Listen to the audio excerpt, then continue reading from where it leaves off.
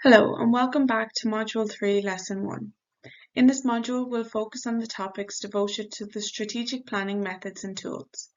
In Lesson 1, we will look at the evolution of strategic planning, its emergence, persistence, and growth in our economy.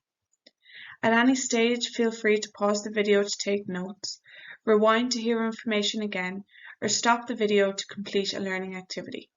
Let's begin. In this module, we will cover 3 topics, each of which have been designed to start you on the path to being a social entrepreneur.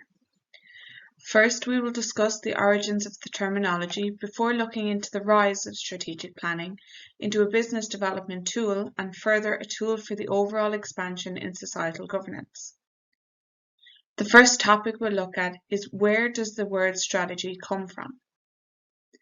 Originally, it derives from the Greek stratos, which means an army, and agos, to lead.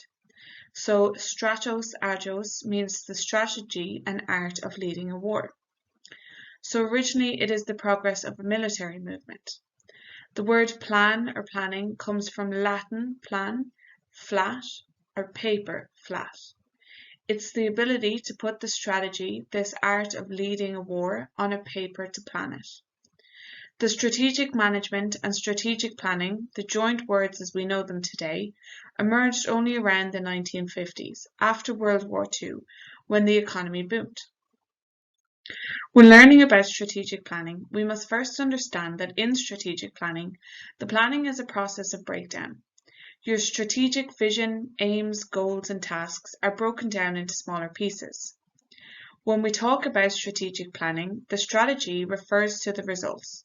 It is not the planning of your final goal. And this is because your final goal as a social entrepreneur should be to continuously evolve your vision and aims as you grow, expand, and reshape. The very essence lies in the process of strategic planning that ensures uninterrupted adjustment and development according to internal and external circumstances. Topic 2 focuses on strategic planning as a business development tool. Strategic planning as a business development tool emerged in the 1950s. Initially, it was offered to private sector companies and focused very much on the clients of these companies, to analyse their needs and wishes, to analyse companies' resources and how to use those resources to satisfy the client's needs. Although strategic planning originated in the private sector, it has now expanded to the public sector and is widely used in both private and public sectors for organisational and business development. This expansion has led to the use of strategic planning to influence the development of other concepts of organising, with 3 major players: state, businesses, and society in general. This influence has given rise to social entrepreneurship. Society, including the business sector, collectively understood that the most beneficial outcomes arise from close cooperation. Social entrepreneurship now engages in public societal governance by fulfilling its ability to efficiently organise a company, not only for profit, but in the case of social entrepreneurship, also for the benefit of the general public by addressing social aspects of the economy, governance, society, and education.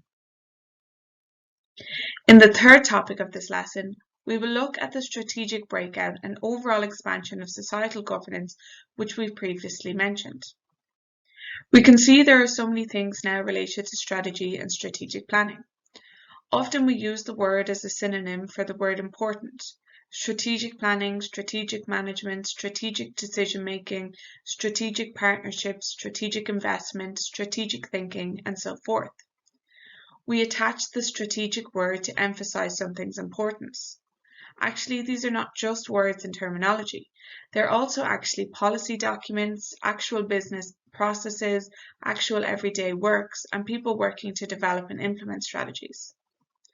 It raises the awareness and perception of strategic planning or strategy being the most used tool for business development.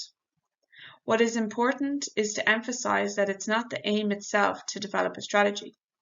The aim is in the process of implementing it uninterruptedly. This raises the question.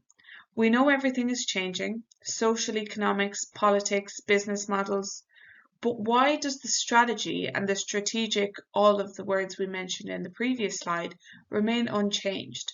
Why are they all still there? It's because it embodies the ability to change. It's not about the result, it's about the process.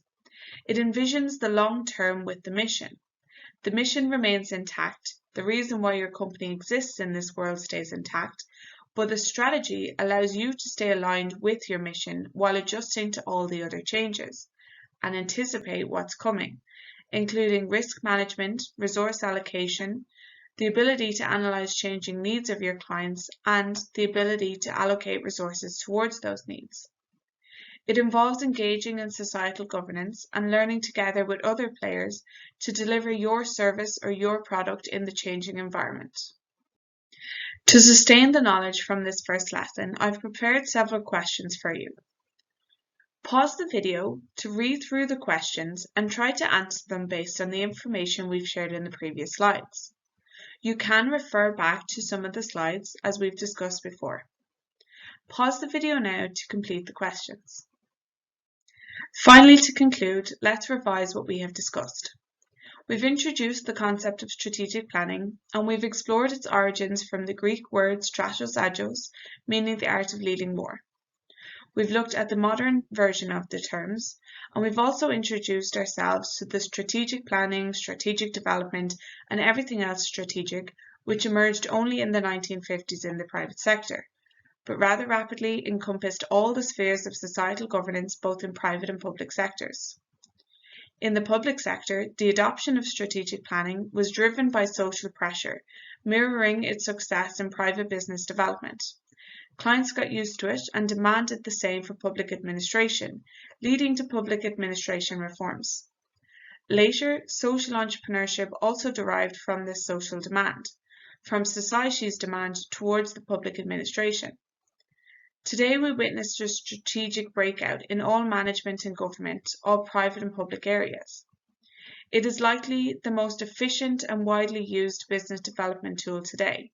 One of the reasons for its prevalence is its ability to adapt to changes, and the idea of strategic planning remains comparatively stable throughout other fundamental changes in our socioeconomics. Looking forward to seeing you again in our next lesson.